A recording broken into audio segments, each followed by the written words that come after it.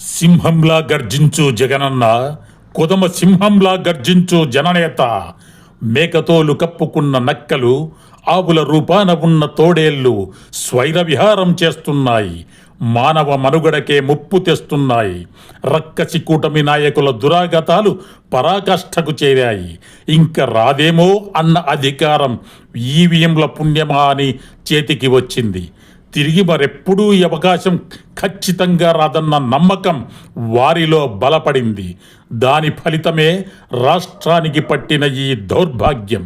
అందుకే సింహంలా గర్జించు జగనన్న, కొదమ సింహంలా గర్జించు జననేత. ఒక్కటే గుర్తుపెట్టుకోండి, ఈసారి జగనన్న 2.0 కొంచెం వేరుగా కూడా ఉంటుంది.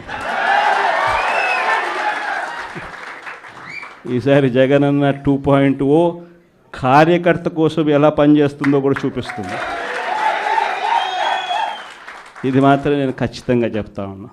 ఇసుక భుజించారు, భూములు భోంచేశారు, గనులు మింగేశారు. అది ఇది అని ఒకటేమిటి, పంచభూతాలను సర్వం దోచేసి దాచేసుకుంటున్నారు. రాష్ట్రాన్ని మొత్తం ముక్కలు ముక్కలుగా చేసి వంతుల వారీగా పంచుకుంటున్నారు.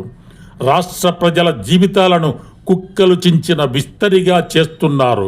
అందుకే సింహంలా గర్జించు జగనన్న, కొదమ సింహంలా గర్జించు జననేత. నాడు నేడు ద్వారా నీవు జీవం పోసిన విద్యాలయాలకు బీటలు వేసి చదువులు అంగట్లో వేలానికి పెడుతున్నారు. నీవు ప్రాణం పోసిన వైద్యశాలల ఊపిరి తీసి నిర్జీవం చేస్తున్నారు. పేద మధ్యతరగతి వారికి చదువును, ఆరోగ్యాన్ని దూరం చేస్తున్నారు.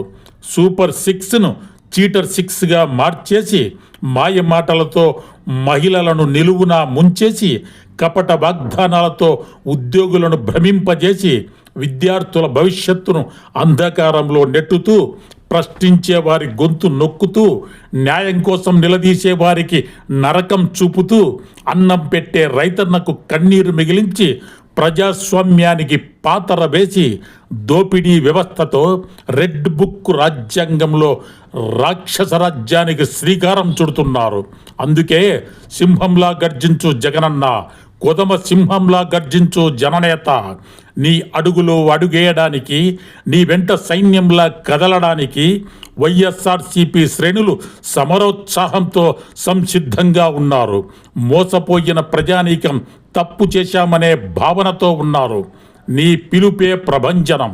నీ సైగ కోసం, నీ రాక కోసం 1000 కళ్ళతో ఎదురు చూస్తున్నాం. రాజన్న బిడ్డ మళ్ళీ రావాలని, సంక్షేమ రాష్ట్రం తేవాలని మనసా వాచా కోరుకుంటున్నాం.